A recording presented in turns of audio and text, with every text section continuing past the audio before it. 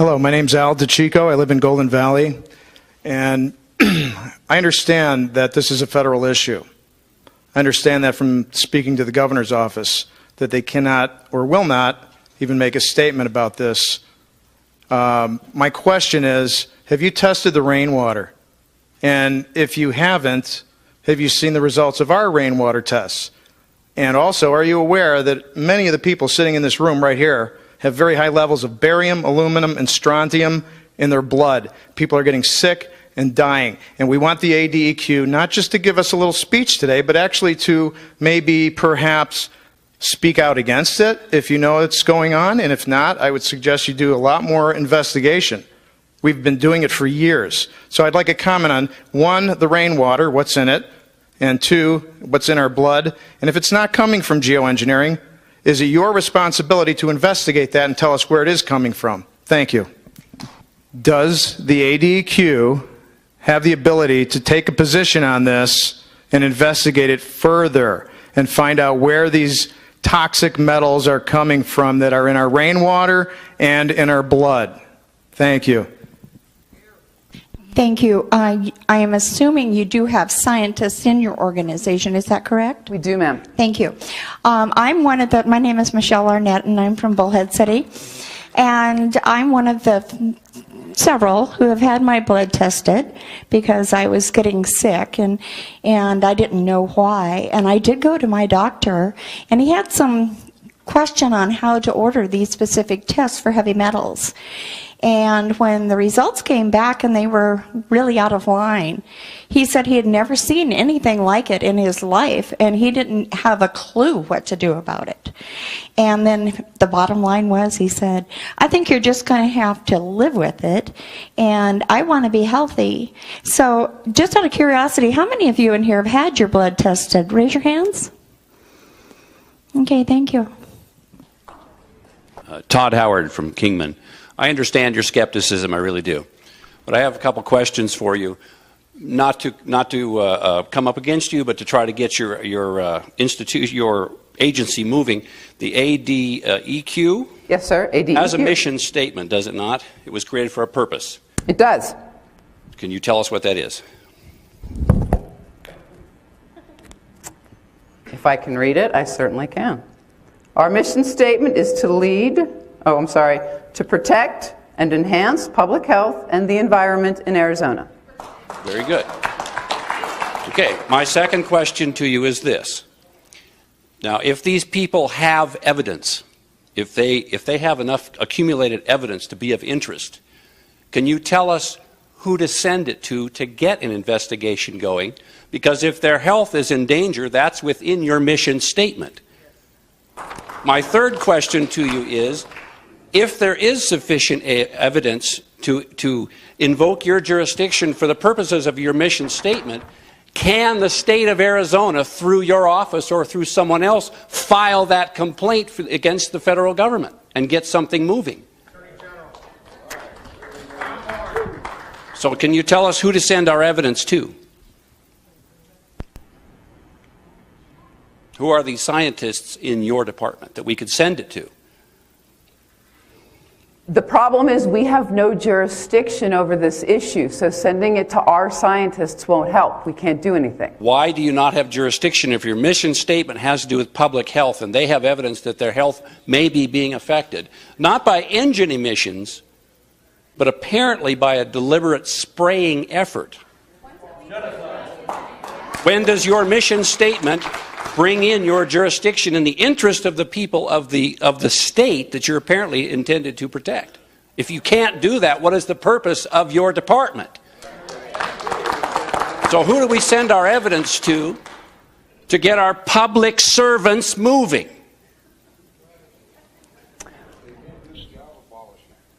I appreciate you coming. I understand already, according to different newspapers, that pretty much you're here just to make some statement of jurisdiction. Even if you would admit that there is a problem coming from this type of environment, we're talking about the airplanes, you still couldn't do anything. I wish there was something like more, maybe some scientists, because I tell you something, I'm not even going to approach this from a point of view of geoengineering, weather modification. I'm not even talking about that. I'm talking about there is a real serious crisis health crisis, documented. Officially, I would like to serve you right now, not as a legal, but as documents that I already sent the register to the governor, to former Senator Gould, for the former representative of our district. There are like at least 12 blood tests here, created by official laboratory with real doctors, MD, and all these blood tests came back with a high, extreme level of barium, some aluminum. I'm talking about levels that they go about more than 1,000%. So I forget about the airplanes, the aliens, and anything else. This is a crisis. We have people that they are suffering, and we don't know where this source is from. So there are a lot of things that I think is a state duty to investigate. I want to bring you here today officially, ma'am. This is for you. There are blood tests with names, some they're being blacked, but they are real blood tests that deserve attention. And it's your duty, moral and legal duty. You're on the record. Okay, first of all, my name is Deborah, and I'm from Mesa, Arizona. This is not emissions from an airplane. That's completely disinformation. It doesn't come from engines. This comes from spray nozzles that are retrofitted on airplanes. And I want to know, if you don't have any jurisdiction over the air quality, or over the air, when they fly up in the air and they dump this on us, who has jurisdiction over the generators while they're on the ground? We have jurisdiction over the ground generators, yes. Okay, so who's testing those? And the airplanes that emit these while they're on the ground, before they fly up in the sky? Yeah, I think that all of us, for a long time, have known that we're being sprayed. This is not contrails. Contrails are very short. Chemtrails go along the sky. And when you see these planes go from one end of what you see to the other and back again and back again and back again, and you have sometimes as many as 10 planes doing this at one time. And, you know, we have gotten a hold of Jan Brewer's office, and the senators throughout the United States. And in Jan Brewer's office, finally, they said, oh, well, you need to do the FAA. We got a hold of them, nothing. They said, there's nothing, it's contrails. So then we go back to Jan Brewer's office, and no one will talk again. And really, frankly, we're not the only people. There are people all over the place that have sent information in. Now, you're here, and you're inadequate to be able to take care of this for us. But whoever can, anybody who's in a place of power, like Kelly Ward, or you in your office, you need to really push this, because really, we are being sprayed like we're bugs, and it's really not okay.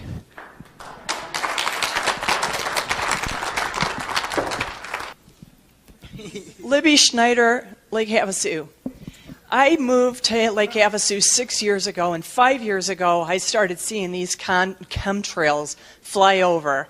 It's been constant since 5 years this fall. Okay, this is nanoparticle aluminum, barium, strontium.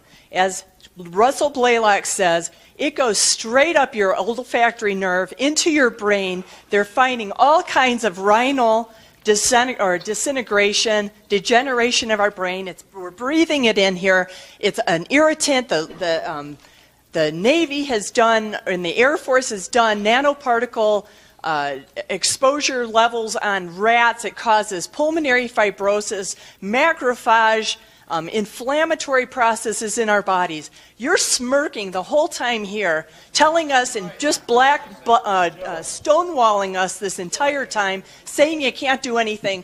Our air is crap. You know, it was clear 5 years ago. Now it's a constant haze. We're breathing in this every single breath we take, all year long, all night long. This stuff is so small it cannot be filtered out of HEPA filters, because we're a couple of orders of magnitude smaller than a HEPA filter. It's like I am so angry. I'm a chiropractor. My job is trying to take care of people, and we're being sprayed to death, and you're just doing nothing about it. So it's like, get someone who does something. I'd like to make a suggestion. My name is Walter Spar, Lake Havasu. In Arizona, we are unique in that we have a group of scientists that can tell you while this material is in the air with a spectrometer specifically what it is as it's coming out of the back of the airplane, whether it's from spray nozzles or the engines. It's the best in the world. They have all the equipment there. We're a community. People do favors for each other. They will do a favor for you and do a spectral analysis of that. Now, the next step is very significantly more difficult because everybody knows the federal government is behind it, the federal government is doing it. I agree, you do not maintain subject matter jurisdiction over these kind of events with the federal government. The federal government does these things primarily under the guise of national security. I'm going to take you back a few years. When President Eisenhower left office, he said, "Beware of the military-industrial complex." Shortly after that, people started dying in San Francisco. Cancer. Cancer was an epidemic. Nobody realized cancer was communicable. Somebody sneezed next to you and you catch cancer. Really? The statutory time limit on when the government can keep secrets from the people is 35 years. 35 years later, it was revealed. They intentionally released radioactive material into the atmosphere specifically to count the death rate of people. It was done for a national security project. The project was, if an atomic bomb ever went off here, they wanted to find out what the fallout would do to all the people. The only thing, so all the people who died, I mean, after this was divulged, the people who were still alive were their family members, and they lost interest. I mean, over time, the government wins. They beat you through attrition. For the last 40 years, there has been a law in this country that very few people know about. And the law is going to sound stupid to you, but this honestly is the real law. If the President of the United States declares a state of national emergency, he and all of his people gain immunity. So if you sue the federal government and you go into the courtroom, the judge lacks subject matter jurisdiction over any evidence submitted by the President during a time of national security as declared by him. So in other words, there's hardly any way you're going to win a lawsuit if he makes that declaration. This is a very difficult problem. I litigated that issue for 20 years. And the Supreme Court agreed with that stupid decision.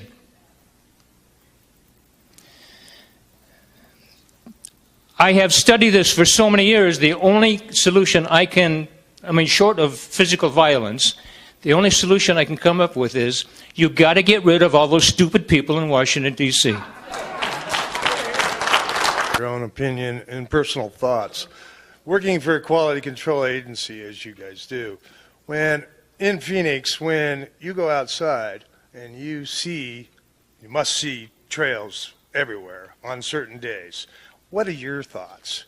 Don't you think that, hey, something needs to be done with the air? Is this normal? My daughter did ask me about them the other day. She said it looked like a tic-tac-toe board.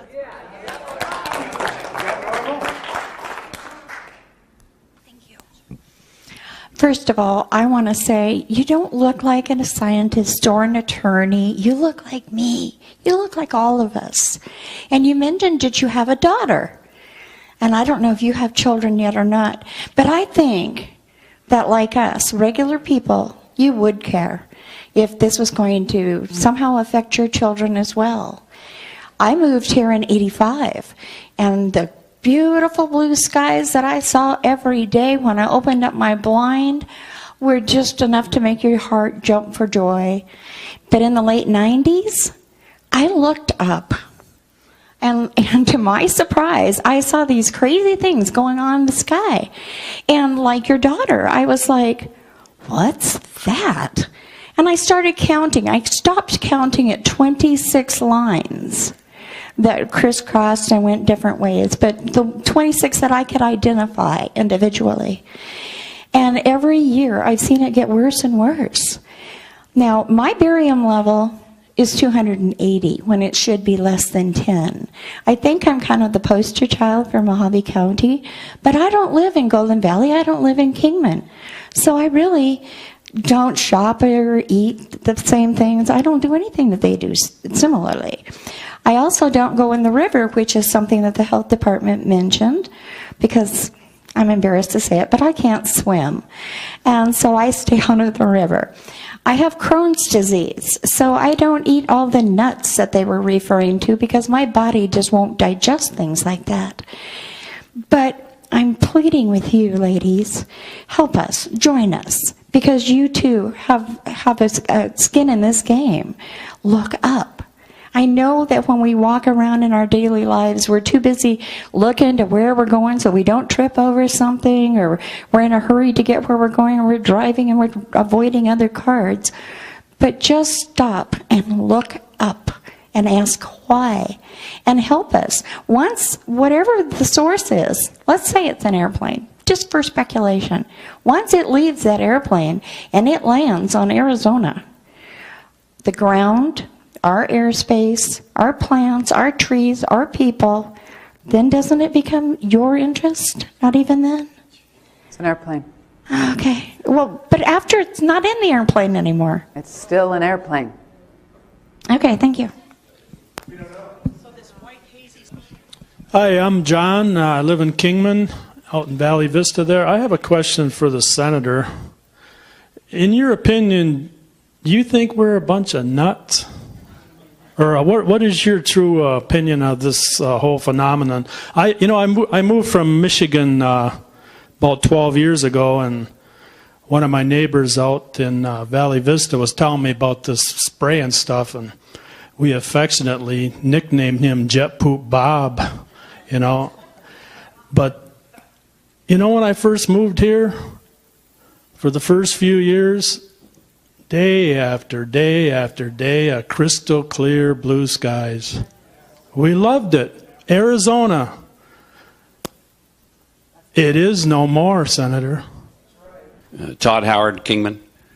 Ladies and gentlemen, I want to thank you all for coming. I know you all have valid concerns, and I'm sure that a lot of you have good, solid evidence. But what I want to talk to you about is, no matter what you present here tonight, it's going to fall on deaf ears. Now, they've told you this is a jurisdictional matter. And the reason I wanted this nice lady here to point out the mission statement of the ADEQ is, you are that jurisdiction. Do you understand? They have no jurisdiction about what comes out of the back of an airplane until it affects your health. Now, you have to, listen to me, what you have to do is you have to get your evidence together, and you have to make a claim. You have to file a complaint, and you've got to be able to substantiate it. For any state agency to find jurisdiction, there's got to be a claim of damage. Do you understand that? It's very simple law. I guarantee you that the state agencies have jurisdiction when they want so many bucks for you running a stop sign. They're just happier than hell to collect money. But if you want to get them moving for your benefit, then you have to understand that you are that jurisdiction, and you have to set that jurisdiction in motion. Get your public servants off top dead center.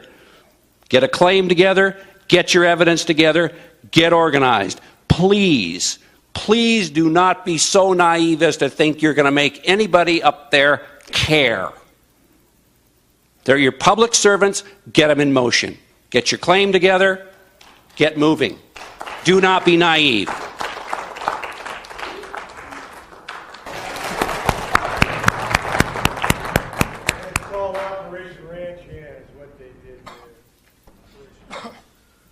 First, I'd like to make a plain statement of fact.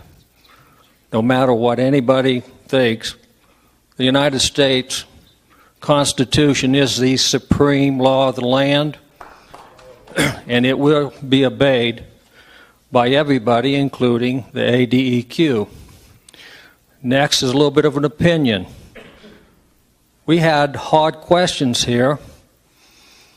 I don't understand why the ADEQ would send somebody that looks more like a lawyer when we really need a scientist, maybe doctors, somebody that can answer the hard questions and not just shuffle us away and then you go on about your business. And the other thing is, this is a representative form of government, and we the people are the ones that you represent. And I'm not seeing a real good job being done. I hope we don't have to remind everybody the last voice is us, and we are ruled by the consent of the governed. And if we don't start getting back a little bit closer to what the people want, we may have to remove that consent and even remove some of the public officials that represent us. I do appreciate Kelly Ward for taking our questions, but how about if we do this again, we get a little bit more serious about it. Instead of lawyers and mouthpieces that can answer questions and cover for people, we start talking about the truth. There is something going on there, and I'm not the only one that's kind of upset about it. So how about if we do this again, we get a little bit more to the bottom of the truth and bring some of your scientists and let's see some of the proof. And incidentally, I got one last story and then I'll return this microphone. You know, in the early 1950s, when jet airplanes would fly over the house in West Virginia, my dad, who was a doctor by the way, we would go out and he would explain the difference between the jets and the propeller planes. I understood about the condensation trail way back in the 1950s. And you know, I've been watching those planes in the sky ever since. And as my memory serves me, about 1990, when I was going around exercising at the park over here, I looked up in the sky and I says, what in the heck is that? I've never seen that before. My dad was still alive then. I remember calling him a day or two later, talking to him on the phone. Have you ever seen anything like this? Well, I'm 60 years old, and I've watched the sky for most of that 60 years, and I'm telling you, I don't need to be a scientist. There's something changed. I don't know physics. If I drop this microphone behind my back, I don't need to be a master in physics to know it's not going to strike the ceiling, it's going to strike the floor.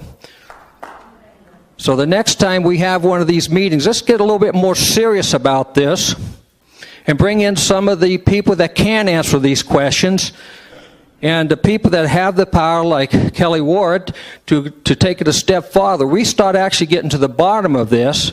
We start reminding our elected officials we are concerned and we want something done.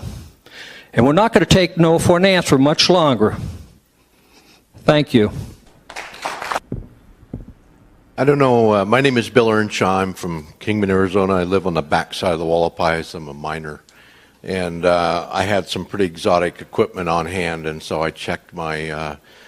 it's actually easier to check your hair and your urine, and I found gold and zinc, and I thought, well, that's interesting. And so I checked my water supply, and there was the gold and zinc.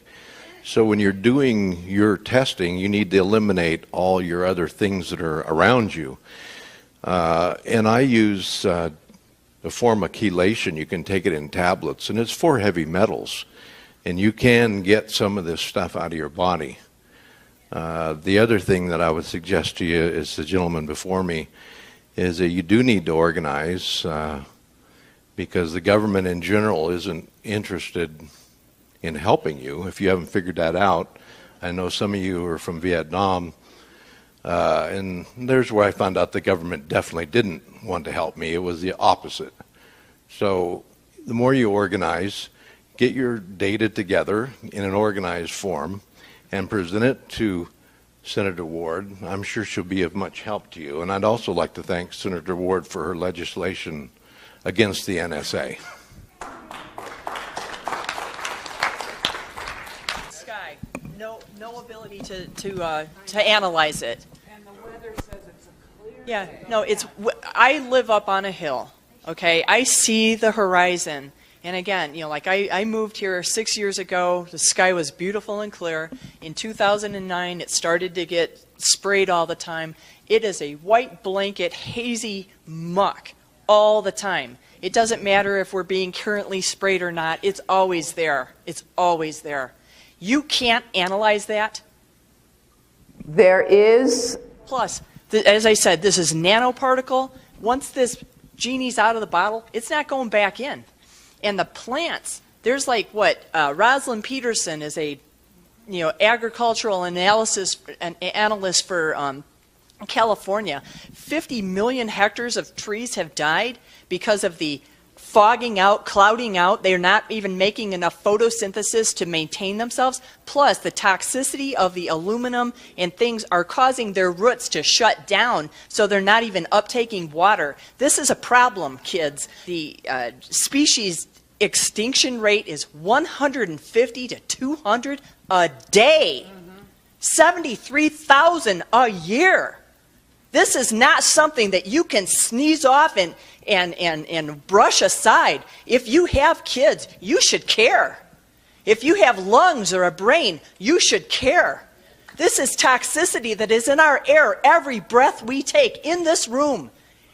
Just because you can't see it doesn't mean it's not here. It's a nanoparticle. It's toxic. Aluminum is a toxic protoplasmic poison. It stifles numerous enzyme systems in all your cells. It passes the blood-brain barrier. It degrades the blood-brain barrier. It degrades the tight junction cells in your intestines. It causes leaky gut syndrome. It's causing a host of problems. And you look so bored here. You're just smirking the whole time, and it's like a big joke to you. This is important. Our country is being poisoned, and nothing is going to be done about it. Hi, my name's Angelique. I live in Clark County, Nevada.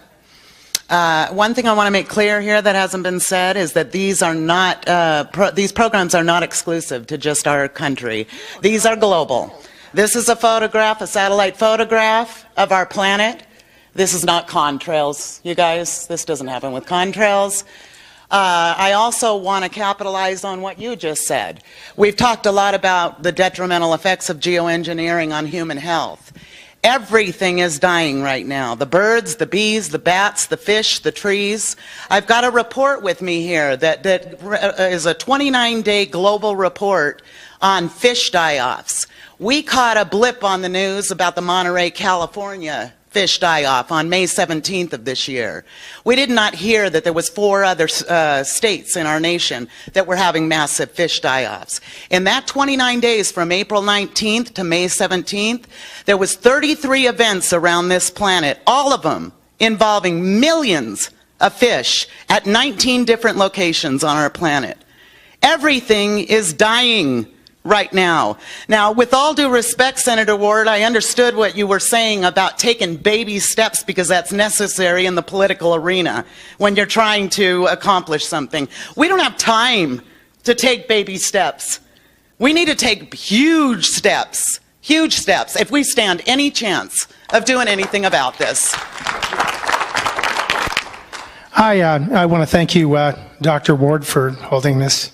And my question is for you. Based on recent Supreme Court's decisions concerning state rights, wouldn't there be some piece of legislation that you might be able to introduce based on testimony you've heard here today concerning this situation?